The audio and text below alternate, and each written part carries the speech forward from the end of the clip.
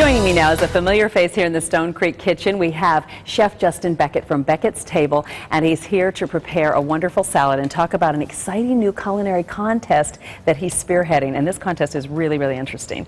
Well, welcome back. Good to see you again. I'm happy to be here. What a great day. So. Yeah, and this looks amazing. What are we making today? Well, we're going to do a poached shrimp salad, and one of the reasons I love this for summer is you can do all the hot components and all the heat stuff before and just have it cold. So when your guests arrive or when you're making dinner on the run, you know, everything's ready and it's just an assembly process. Oh, so it's super nice. easy. You don't have to heat up the house with a bunch of ovens or anything like that. So we love that. It's fun. Doing the big part of it ahead of time. Exactly. So you're going to start with a small pot, or depending on how many shrimp you're doing, maybe you need a large pot of just, you know, warm or simmering water. And the idea is you really want to put aromatics into the water so it infuses into the shrimp. Okay. So we're just going to put some fresh thyme in there. Fresh thyme. All right, we're going to put a little bit of chili flake. I like things spicy, so you know I'm going to just get that in there.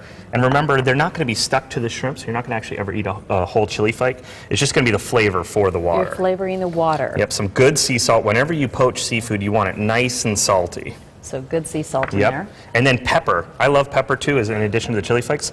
A little trick is whenever you do anything white, so basically most fish except ahi or salmon or any seafood, you use white pepper. Oh, so that way you don't get little specks or black stuff on the pepper. I didn't know that. Very good. So I'm just going to take a garlic clove, and you don't have to mince it up or anything. Just get it, you know, just lightly chopped. Yep. And as soon as this water comes to a hot enough temperature, you just want to take your peeled shrimp and just get them in there. And you're going to know when they're done because they turn to that bright pink color.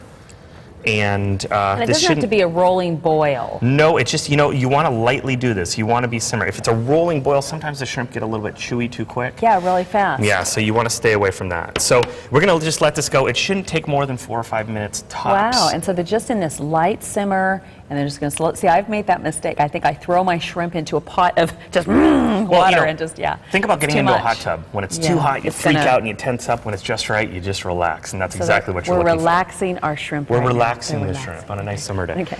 The biggest trick also with this is when you pull the shrimp out of the liquid, you want to make sure you have a super, super cold bowl of ice water.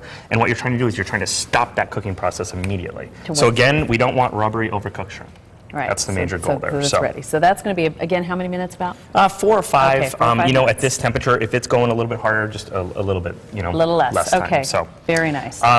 Also, great components are the grapefruit segments and the avocados and the tomatoes. If you have heirloom tomatoes this time of year, they're great to use for that. Nice. So I'm just going to kind of cut into this and. You show us how to segment. Of course, yeah. I take off the top and the bottom. Okay. And, nice sharp knife. And the trick is really get a knife that's manageable. Okay, this feels like part of my hand. It's you know, it's the right size for the job. And there is a right knife for every job. So don't ever let anyone tell you that there's one knife for everything. I love a good knife. It's the Ginsu is not the knife for the entire world. You know, the Ginsu is not the answer to all of your. All right. So once you get all this stuff out, you can see it clearly. You can see where it kind of clearly goes together.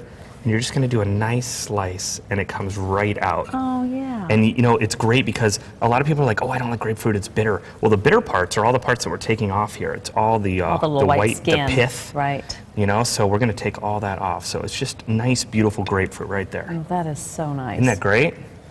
That is really beautiful.